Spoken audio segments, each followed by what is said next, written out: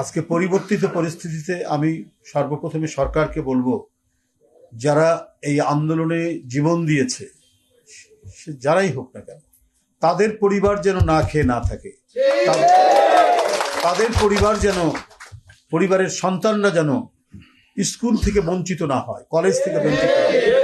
তাদের লেখাপড়া এবং পরিবারের দায়িত্ব রাষ্ট্রকেই নিতে হবে।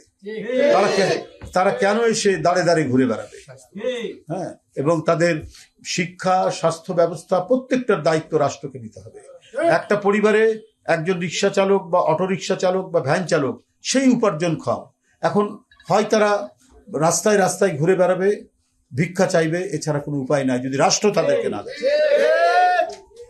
সুতরাং সাংবাদিক ভাইরা, হ্যাঁ, এখানে সরকারকে দেখতে হবে যে মানে কেউ গিয়ে বললো যে আমরাই সবচেয়ে ইয়ে করেছি, অন্যদের কথা উল্লেখ করলো না, সেটা বাদ গেল। সেটা হলে পরে সরকারের ভাবমূর্তি ক্ষুণ্ণ হবে। এবং এই কাজগুলো আওয়ামী লীগ করেছে।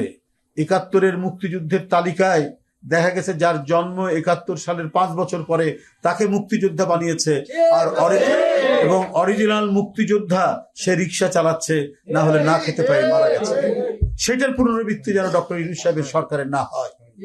আমরা সারা বাংলাদেশে তাই দেখেছি, অনেক অসহায় মুক্তিযোদ্ধা যারা ৭১-এ হাতে রাইফেল নিয়ে বনে বাজারে ঘুরে বেরিয়ে শত্রু সেনাকে যারা পর্যুদস্ত করেছে, তারা অনেকেই ভ্যান চালায়, রিক্সা চালায়, অথবা মানবতর জীবনযাপন করে। আর আওয়ামী লীগের পরিবার হলে তা মুক্তিযুদ্ধের 5 বছর 10 বছর পর জন্ম, তাকেও মুক্তিযোদ্ধার কোটা নিয়ে তাকে ভালো করা হয়েছে। রাষ্ট্র এইভাবে রাষ্ট্রকে, দেশকে, সমাজকে বিভাজিত করেছিল শেখ হাসিনা। সেটার পুনরাবৃত্তি যেন হয়। এখানে প্রতিটি অটোরিক্সা চালক, রিক্সা চালক, যাদের আমি নিজে ওদের বাসায় গেছি না, ওদের অধিকাংশ বাসায় গেছি, কি নিদারুণ দুঃখ কষ্টের মধ্যে আছে। যে ছেলে উপার্জন করে তার পরিবার চালাতো, তার মাকে চালাতো, তার বিধবা মাকে, সেই মা হাহাকার করছে, পরিবারটা হাহাকার করছে। তো সুতরাং এই অবস্থা চলতে পারে না। ইমিডিয়েটলি সমস্ত তালিকা আপনার সরকারকে সম্পাদন করতে হবে। প্রতিটা তালিকা করে তাদের যাতে একটা মাসোহারা, এবং তাদের পরিবারে যদি কোনো ছেলে বা কোনো মেয়ে লেখাপড়া করে, তার ওই লেখাপড়া অনুযায়ী উপযুক্ত কোনো চাকরি তার ব্যবস্থা করতে হবে। আবার আপনারা জানেন যে কত ধরনের মিথ্যা মামলায় বিগত 17 বছর আমাদের দেশের বরেণ্য নেতৃবৃন্দকে আটকে রাখা হয়েছে, মিথ্যা মামলা দিয়ে সাজা দেওয়া হয়েছে। তার সবচেয়ে বড় প্রমাণ দেশনেত্রী বেগম খালেদা জিয়া, যিনি 4 বারের প্রধানমন্ত্রী, যিনি দেশের মানুষ এবং দেশের মাটিকে ছেড়ে কোনোদিন যাননি, দেশের জনগণকে নিয়ে থেকেছেন। এই কারণে শেখ হাসিনার যত প্রতিহিংসা, শেখ হাসিনার যত প্রতিশোধ, তার উপরে তাকে ভোগ করতে হয়েছে।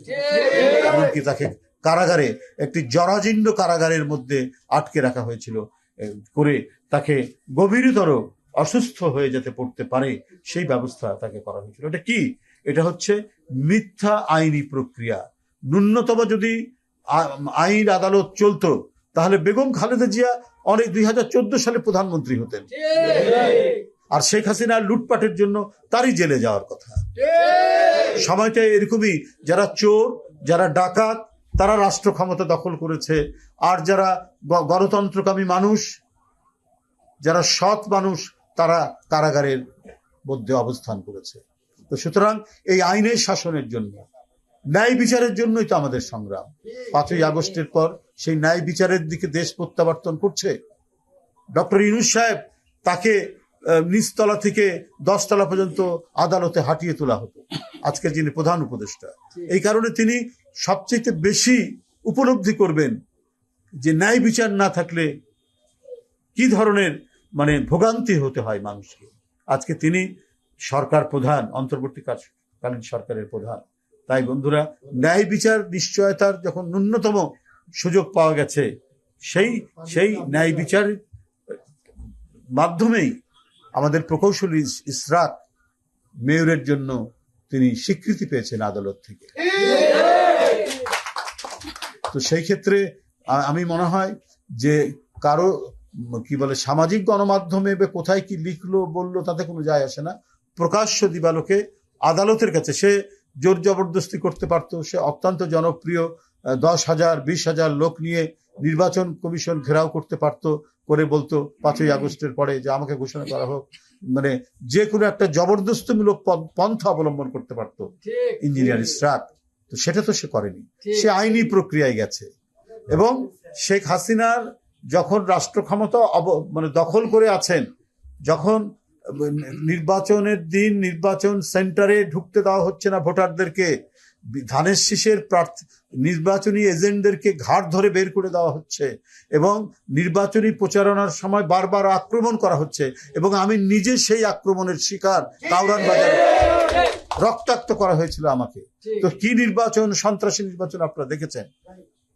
তো সেই অবৈধ নির্বাচন, সেই ভোট ডাকাতির নির্বাচনের বিরুদ্ধেই ইঞ্জিনিয়ার ইশরাক মানে ন্যায়ের আদালতে সে সেই সময় মামলা করেছেন। সেই মামলার ফলাফল এতদিনে পেয়েছেন। এটা অত্যন্ত ন্যায়সঙ্গত, এটা সুবিচার পেয়েছেন, এবং ইনশাল্লাহ সেই সুবিচারের মধ্যে দিয়েই জনগণের মেয়র জনগণের কাতারে ফিরে এসছেন।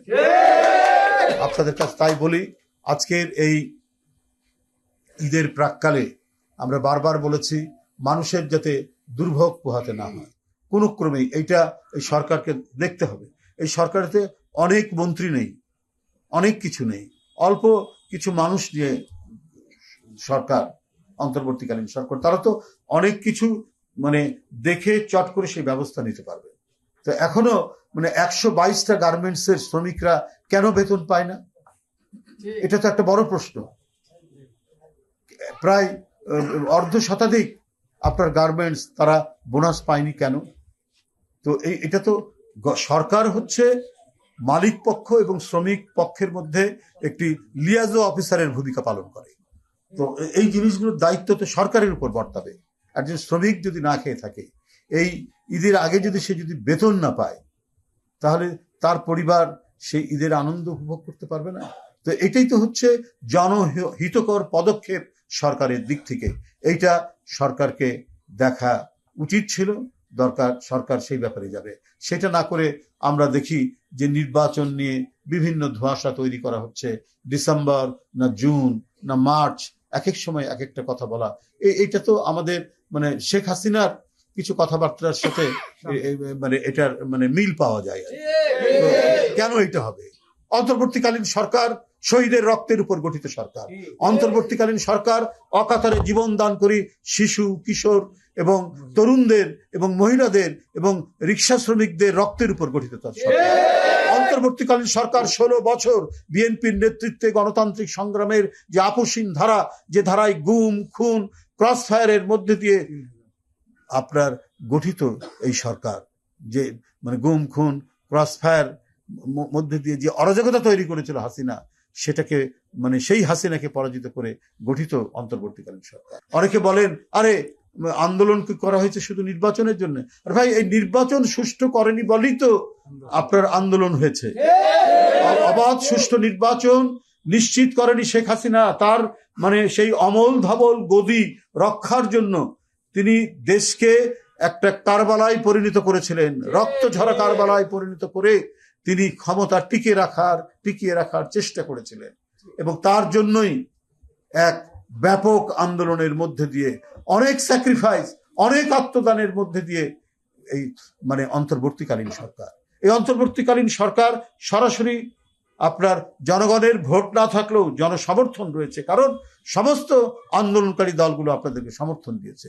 তো সেই যখন আন্দোলনকারী দলগুলো আপনার নির্বাচনের কথা বলছে যে আপনার শুধু নির্দিষ্ট সময় দিন এবং একটা নির্দিষ্ট সময়ের মধ্যে দিন যাতে এই নির্বাচনটা প্রলম্বিত না হয়, কিন্তু তখন বারবার কখনো আমরা ডিসেম্বর শুনে আবার কখনো শুনছি যে মার্চ, আবার এসে চলে যাচ্ছে জুন, এই ধরনের যে একটা পেন্ডুলামের মতো বক্তব্য দুলছে অন্তর্বর্তীকালীন সরকারের, এই দোলায়মান অবস্থা থেকে জাতিকে একটি সুনির্দিষ্ট তারিখ দিয়ে আশ্বস্ত করা দরকার। আজকের এই যে অনুষ্ঠান, রিক্সা চালক, অটো রিক্সা চালক, যাদের পরিবারের অনেকে জীবন দিয়েছেন এই আন্দোলনকে বিজয়ী করার জন্য, এবং যারা আহত হয়েছেন তাদেরকে আমরা আমাদের প্রিয় নেতা জনাব তারেক রহমান, ভারপ্রাপ্ত চেয়ারম্যান জনাব তারেক রহমানের পক্ষ থেকে ন্যূনতম যে সহায়তা, সেই সহায়তা দেওয়ার জন্যই আজকে এখানে আমরা উপস্থিত হয়েছি। আমরা আশা করি আমরা ঈদের আনন্দ সকলে মিলে ভাগ করে নিব, এটাই হচ্ছে আমাদের ঈদের মূল বার্তা হওয়া উচিত, এবং এই বার্তাটাই দিয়েছেন আমাদের ভারপ্রাপ্ত চেয়ারম্যান জনাব তারেক রহমান।